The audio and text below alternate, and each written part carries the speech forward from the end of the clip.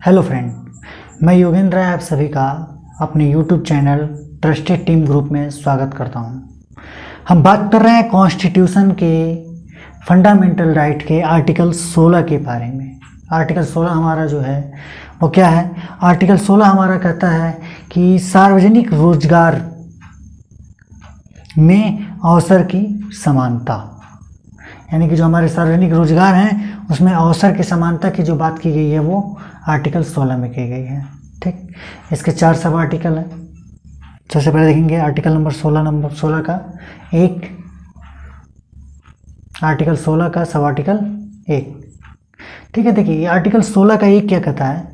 राज्य के तहत किसी भी कार्यालय में रोजगार या नियुक्ति से संबंधित मामलों में सभी नागरिकों के लिए अवसर की समानता होगी। यानी कि राज्य है या कोई भी राज्य के तहत कोई भी कार्यालय अगर आ रहा है, उसमें अगर रोजगार की बात हो रही है, नियुक्ति की बात हो रही हो या उससे संबंधित कोई भी मामले आते हैं, तो उसमें सभी नागरिकों को अवसर की समानता मिलेगी। ठीक है, यानी कि वहाँ पे कोई भेदभाव नहीं किया जाएगा। ठीक है, फिर देखिए सब आर्टिकल 2 हमारा क्या कहता है? सब आर्टिकल 2 हमारा कह रहा है कि कोई नागरिक केवल धर्म, जाति, लिंग, मूल वंश, जन्म स्थान और निवास या किसी भी आधार पर राज्य के तहत किसी भी रोजगार या कार्यालय के संबंध में अपात्र नहीं होगा। ठीक है, वो पात्र होगा, उसके साथ कोई भेदभाव नहीं किया जाएगा।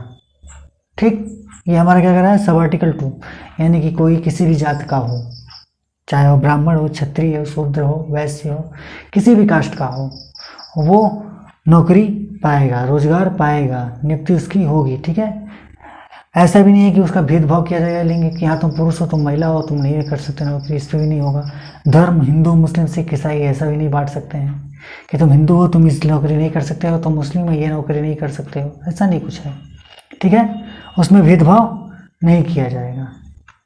ठीक, तीसरा देखिए सब आर्टिकल 3 जो हमारा है 16 का 3, वो क्या कहता है कि राज्य के अंतर्गत नियुक्ति और रोजगार में राज्य सरकार अथवा केंद्र शासित प्रदेश के अंतर्गत निवास के आधार पर स्थानीय लोगों को प्राथमिकता दी जाएगी। देखिए अब यहाँ पे सब आर्टिकल 2 जो था वो क्या कह रहा था कि हम धर्म, जाति, लिंग, वंश, जन्म स्थान, यहाँ देखिए जन्म स्थान की बात कर रहा है, जन्म स्थान में भी कोई भी भेदभाव नहीं किया जाएगा। लेकिन सब आर्टिकल 3 क्या कह रहा है कि जो स्थानीय लोग हैं उन्हें प्राथमिकता दी जाएगी, प्राथमिकता मिलेगी। लेकिन कैसे, इसके लिए देखिए लास्ट में दिया जा रहा है, परंतु इसके लिए विधि का निर्माण संसद द्वारा होगा। यानी कि हम नौकरी तो देंगे, प्राथमिकता तो देंगे, यानी कि आरक्षण अगर बात करें ना जन्म स्थान के हिसाब से तो आरक्षण देंगे, लेकिन कब? जब संसद कोई एक ऐसी विधि बनाएगा कि इससे आरक्षण देना चाहिए तब। ठीक है, फिर हम बात करेंगे सब आर्टिकल 4 की। देखिए सब आर्टिकल 4 हमारा क्या कहता है? सब आर्टिकल 4 हमारा कह रहा है कि हम जो भी रोजगार है, नियुक्ति है, उसमें पिछड़े, अति पिछड़े जो वर्ग के लोग हैं उन्हें हम आरक्षण देंगे। अब कैसे आरक्षण देगा? राज्य हो या केंद्र शासित प्रदेश हो, वो क्या करेगा? जो अति पिछड़े वर्ग के लोग हैं उन्हें आरक्षण देगा। अब देखिए यहाँ पे अति पिछड़ा जो वर्ग है, आर्टिकल 16 का जो सब आर्टिकल 4 है वो क्या कर रहा है कि जो पिछड़ापन है वह कैसा होना चाहिए? सामाजिक होना चाहिए।